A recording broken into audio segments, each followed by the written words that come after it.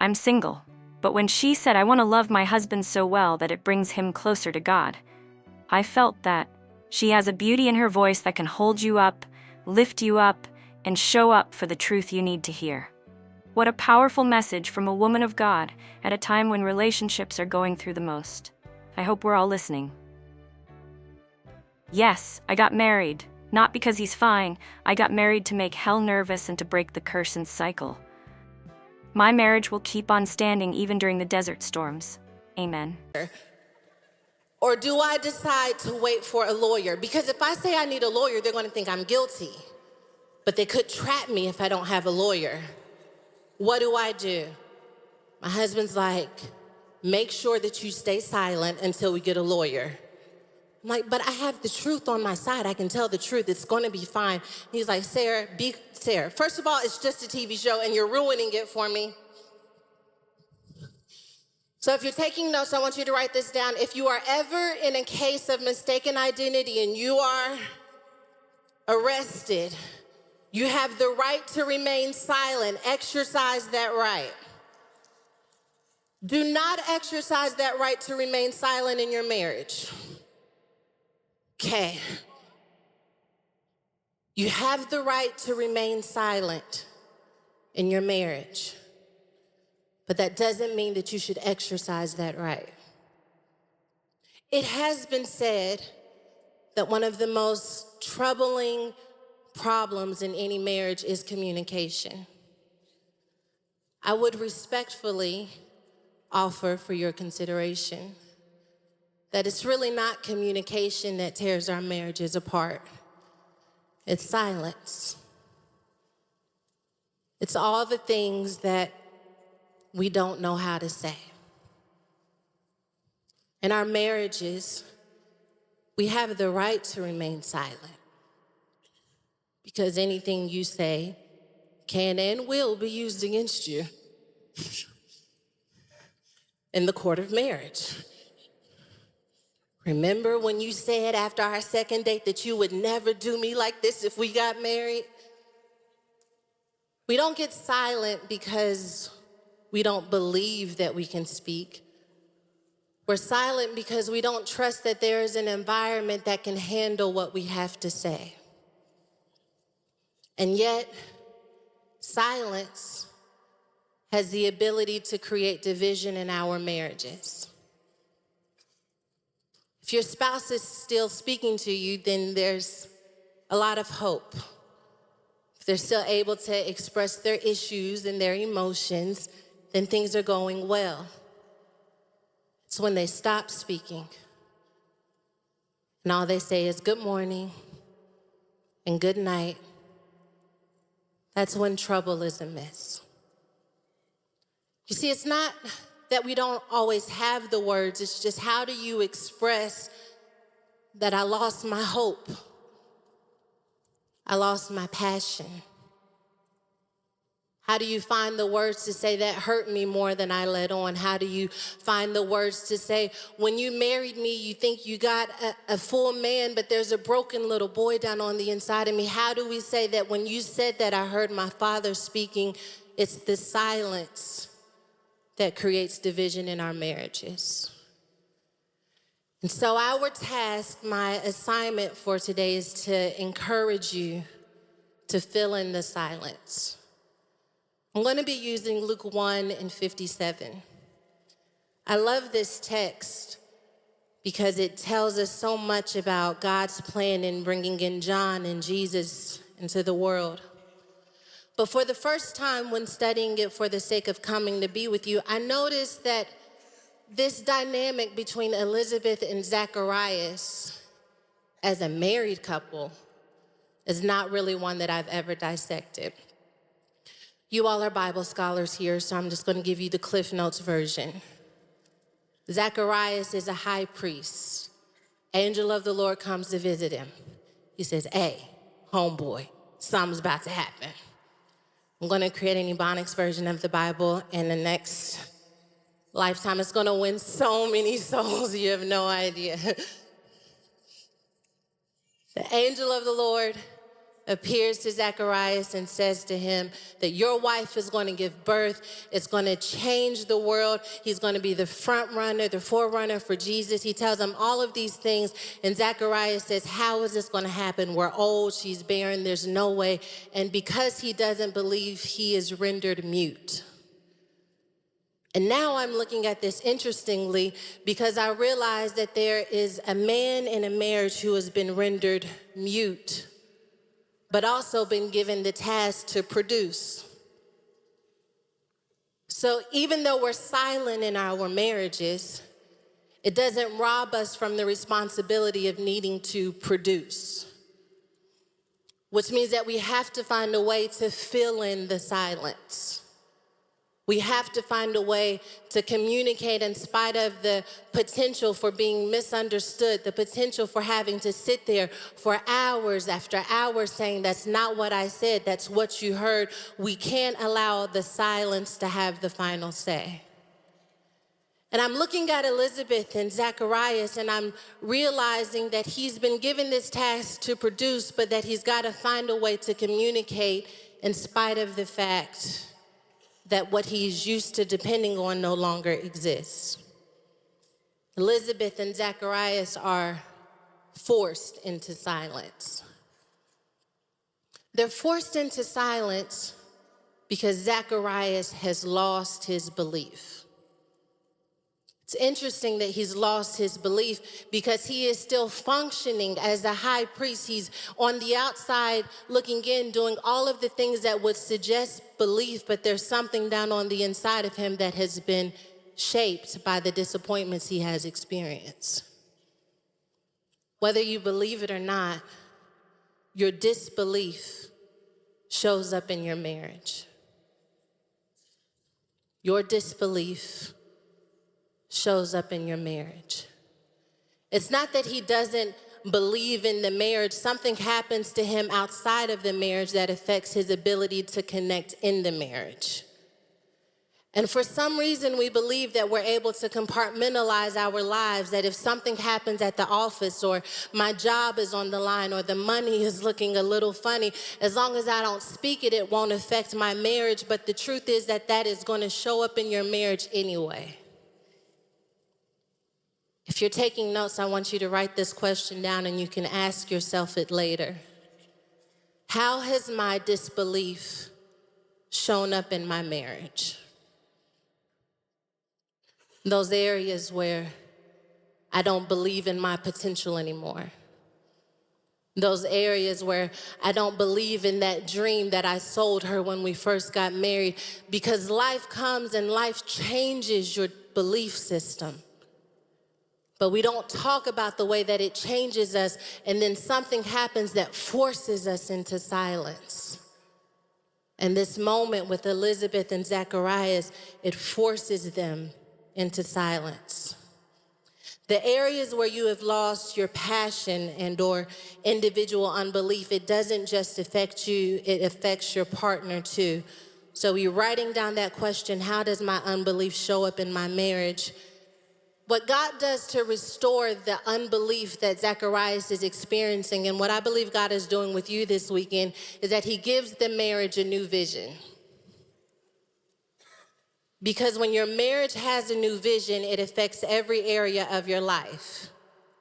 It doesn't seem connected, but in this weird kind of way, when things are right at home, I like to work out a little bit differently. I don't know.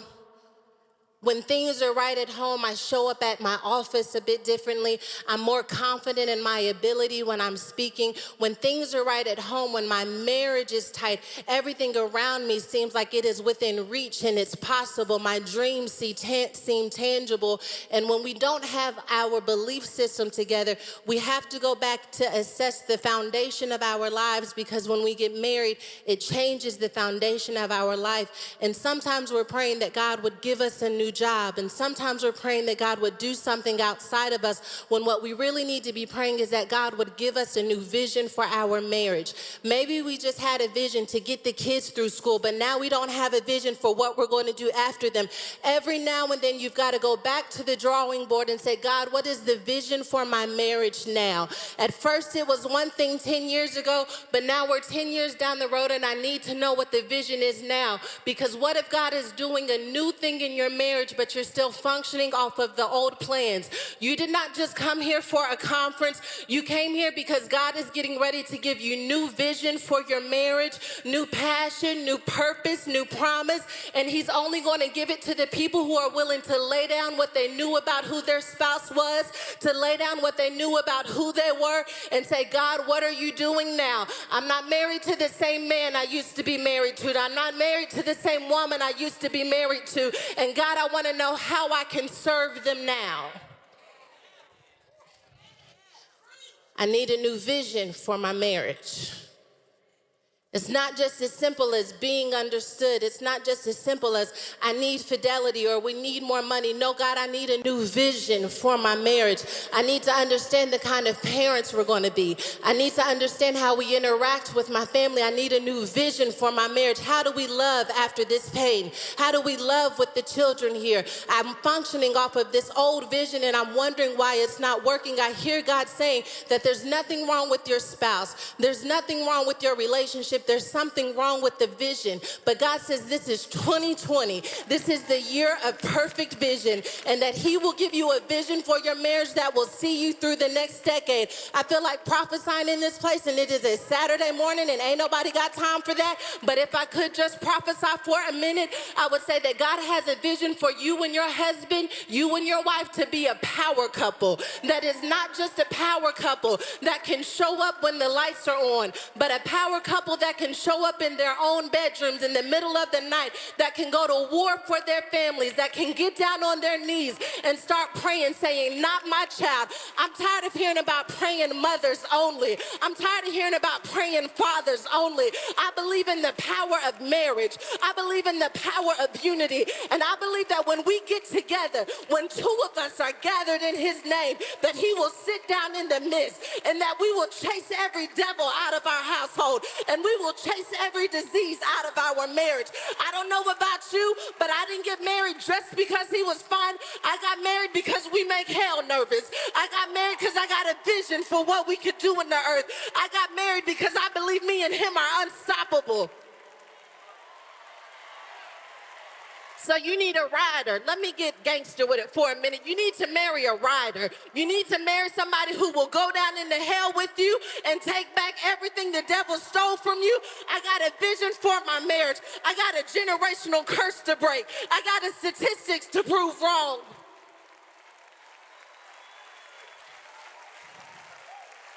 I'm not doing what's always been done. There's a vision for my marriage.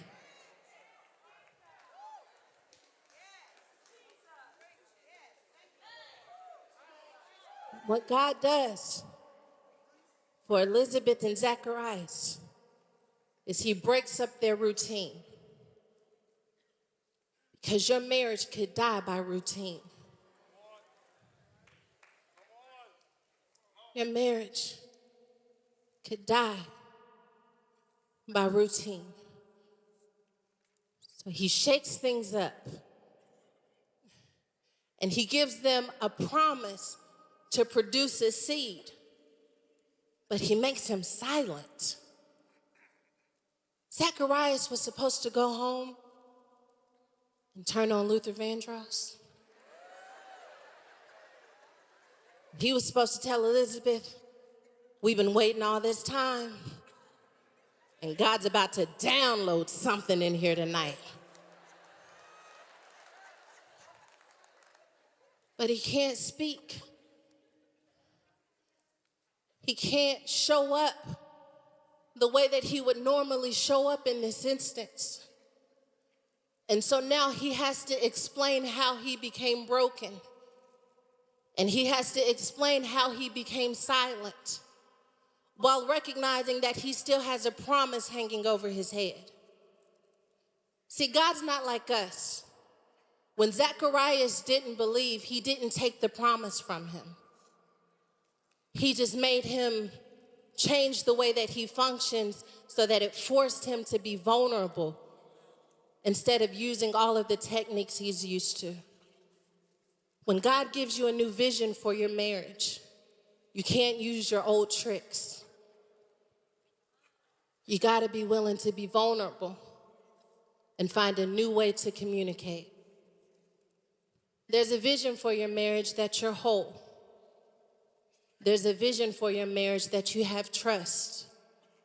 There's a vision for your marriage that you don't have to choose between the spouse and purpose, that God will make it all work together. But you can't use your old tricks. You got to become vulnerable to a new way of functioning.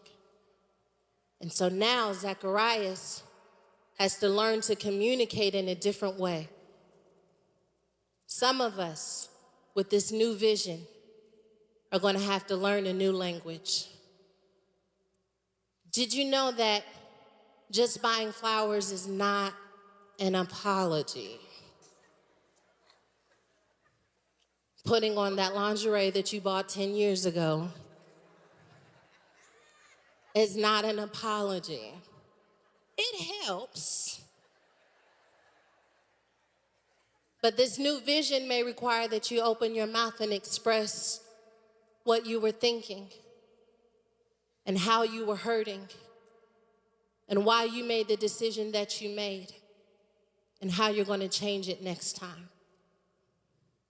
This new vision may require that you admit that you're not passionate about the job anymore and that you feel like there's a greater purpose for you and that you need help trying to get there. Because in this new vision, we don't pretend. And in this new vision, we don't act like we're okay when we're not.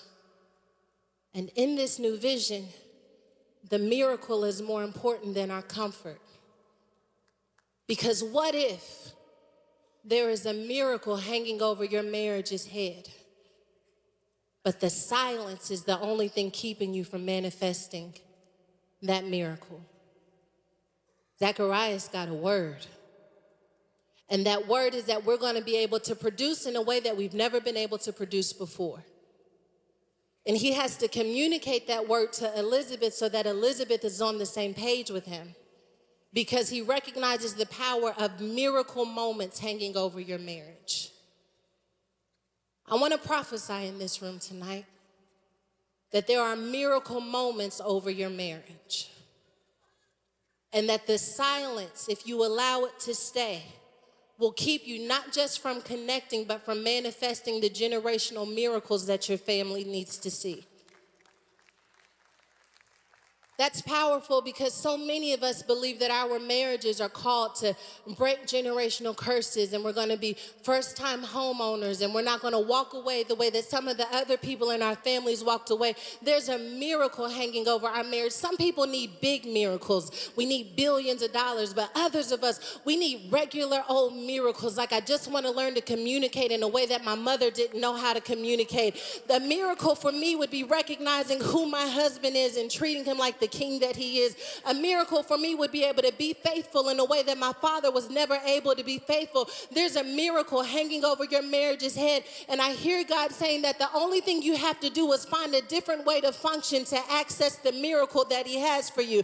I hear God saying that he has already given you the power to manifest the miracle that is hanging over your head, but until you become vulnerable to the person you are connected to, you will never manifest it. But if you do dare decide to become vulnerable and to get on the same team instead of feeling like we're in opposition with one another, then I hear God saying that you will recognize that the battle was never with the person you were laying next to. The battle was with the devil that was waiting outside of the house. I hear God saying that somebody in this room has been making the wrong person their enemy. That's not your enemy, baby. That's your teammate. And when you recognize that that's your teammate, then you get your game plan together. And when you get your game plan together, then the miracles can come forth. I'm mean the type of miracles that your family has never seen. I mean the type of miracles that your community has never seen. I'm talking about changing the way that you do family. I'm talking about changing the way that you do business. I'm talking about changing the way that you do finances. I know you've never seen it. I know it's hard to believe it, but when belief makes you feel like you don't have what it takes, you got to do like God did Zacharias and shut doubt up. Doubt has no space in your marriage. Doubt has no space in your miracle. I don't care what the history has shown in the past. When God says he's going to do a new thing, you better get on board with what the new thing is going on. There's a new thing. There's a new thing happening. There's a new thing happening in your marriages. You don't come to environments like this and conferences like this and not get exposed to a new thing. God, what if there's a different way for us to connect? What if there's a different way for us to show up? And so they start producing from the place of the miracle. My text, very quickly, I'm going to share this with you, and then I'll be out of your way. It starts in verse 57. And this is important because at this point in the text, Elizabeth is giving birth to her and Zacharias' child, which means that Zacharias found a way to explain why he was silent, and he also found a way to produce in spite of the barrier that they had. He found a way to overcome that barrier. So she went 10 months without speaking and connecting with her husband the way that she is used to, but they found a way to connect anyway. In verse 57, it says, "Now Elizabeth's full time came for her to be delivered, and she brought forth a son. When her neighbors and relatives heard how the Lord had shown great mercy to her, they rejoiced with her.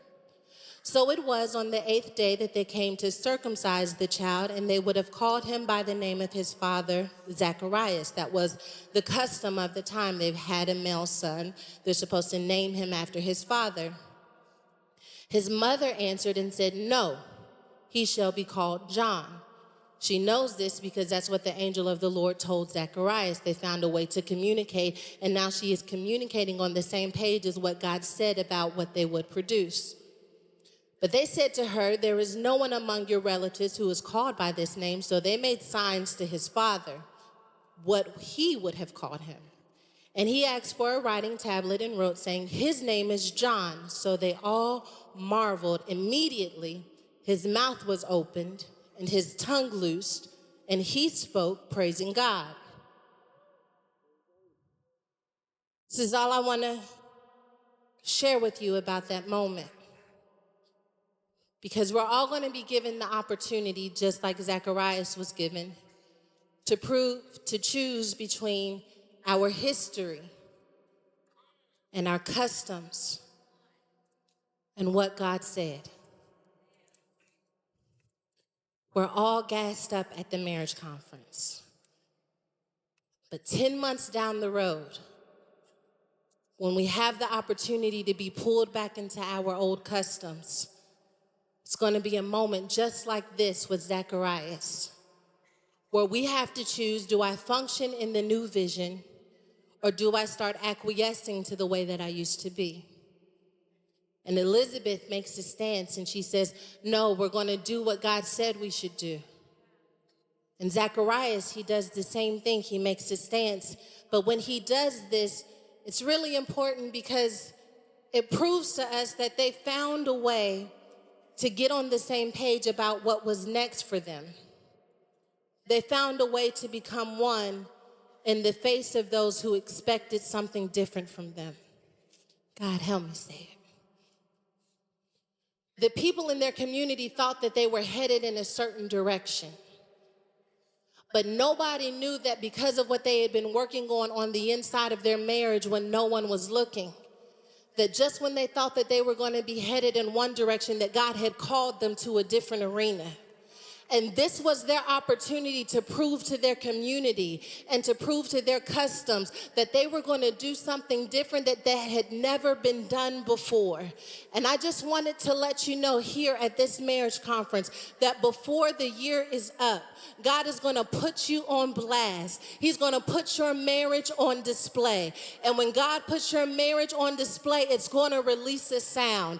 And when your marriage releases a sound, you want to make sure that that sound looks like what God said when you were sitting in this moment and you received this word. You have the right to remain silent in your marriage, but I suggest that you don't use it, because when your marriage releases that sound, it sends off a signal to heaven and hell that it just gained a new army, and that army came in the form of your marriage, and that no weapon formed against your marriage was going to prosper. When Elizabeth, Zacharias, and God got on the same page, it shook up everything around them, but they were able to withstand the shaking because they knew that they were standing and planted on a word from God. It doesn't matter who understands it. It doesn't matter who gets it. All that matters is that you and your spouse and your God are on the same page about what he's going to do in your marriage. Some of you are going to spring up businesses. Everyone thought that you were satisfied, but you're going to be moving to another state. Why? Because me, my husband, and my God are on the same page. Me, my wife, and my God are on the same page. Why do you keep chasing that child? Because me, my God, and my spouse are on the same page. And God said, don't give up. And God said to write the book. And God said to spring up the business. And God said it's not going to make sense to your community. So if you wait on your community to get on the same page about what God said he's going to do in your marriage, you may miss God and gain the community. But if you dare to stand out amongst your community and do what God said to do, you will never have to worry about missing God. The silence creates division, but our commitment to filling the silence so that we can get on the same page, so that we can release our sound, is the most important journey that any of us can make in our marriage.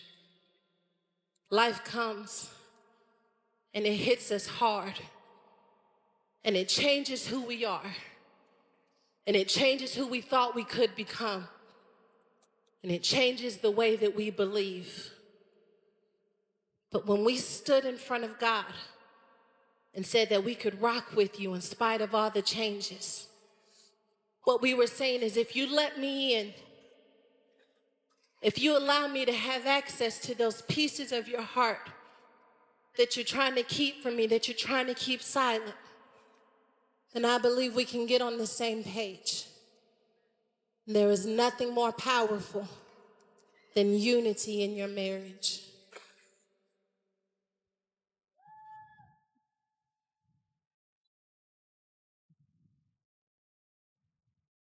I thought about Zacharias coming home after being at the temple, mute, silent.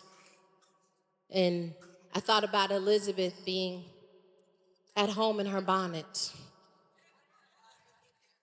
when he came in different. And I wondered if Elizabeth judged him. How could it be that you're the high priest serving in the temple, but when God said something, you didn't believe?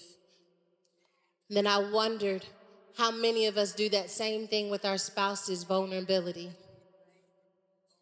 When they come to us, hoping to be seen, not judged, how we question how they could be divided as if we don't understand that pain ourselves. I believe that as we're here, that God's going to give us wisdom on how to love and connect with the person we go home with. I believe that this is just a new beginning for the rest of your marriage. And I want to pray with you as I prepare to close. I was praying and I asked God, I said, God, what is it that you want me to share with these incredible couples at the marriage conference? And he told me, I want you to tell them that I intended for every married couple to be a power couple. That when I created Adam and Eve and I told them to multiply and fill the earth, to subdue it and to have dominion, that I made them the first power couple. That when I had this encounter with Zacharias and Elizabeth, that was the moment that I pushed them from being just regular into becoming a power couple. Because I wanted to trust them with what I was doing in the earth. So I gave them a miracle that only they could perform in the context of their marriage. And if they were willing to take the chance to perform that miracle, then my power would live in their marriage. The goal is for the power of God to show up in our marriages. For us to start believing in God to do impossible things in our marriage. I need a vision for my marriage so big that it requires God, because I need to be a power couple. We didn't get married to be housewives. We didn't get married to be on Bravo. We didn't get married so that we could finally have the white picket fence. We got married because we stood in front of God and said, there's no one else on this earth I can do life with. So God, I need you to help us get back to your power functioning in our marriage. It takes the power of God to forgive. It takes the power of God to trust again. It takes the power of God to receive your husband's heart without hurting it. To receive your wife's past without judging it. That takes the power of God. My goal is to love my husband so well that it brings him closer to God. That he would look at how I loved him and that he would say, God, if this is any fraction of how you love me, God, I thank you. And I want that in return, I'm not gonna lie. I want to feel so safe and so whole in love with my husband that when I give him my heart, that it makes me marvel and thank God, not question him. But we're human and we have those moments where the person who we thought would fight with us becomes the person we're fighting with. But the power of God can get you back to where you belong.